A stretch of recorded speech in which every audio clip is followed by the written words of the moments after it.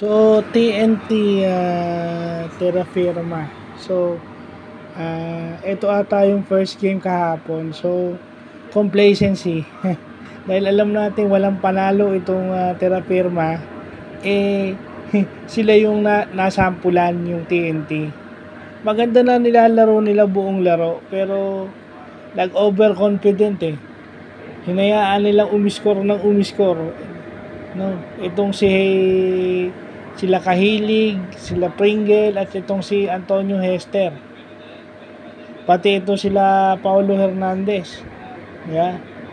At saka, tinan mo nga paano mo sasabing hindi complacency? Si Antonio Hester lang yung may defensive highlight. Nadedepensahan nga nila yung Terra Firma eh. Nanalo pa yung Terra Firma. So, ibig sabihin, complacent lang talaga sila. No, lumamya yung laro nila dahil ang akala nga nila mananalo na sila sa TNT. Well, natural yan eh. Human nature yung complacency eh. Tingnan nyo naman ng resulta. Ano yan eh, kumbaga other players na naglalaro ng basketball viewed basketball as for fun. Na masyado silang relax. Okay? Na masyado silang relax na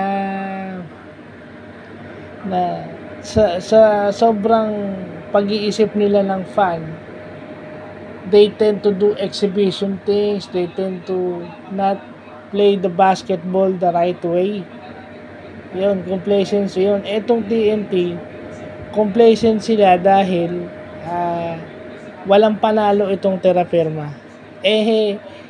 Ito yung nagpapatunay na lahat ng lahat ng laro may first time. Kahit na lagi kang talo nung una, mayroon talagang isang beses na mananalo ka. Meron talagang team na nagtatatalo ang maiisahan ka. Ikaw yung unang magbibigay sa kanila ng unang panalo, gaya ng nangyari dito sa game na to. So, yun lang po.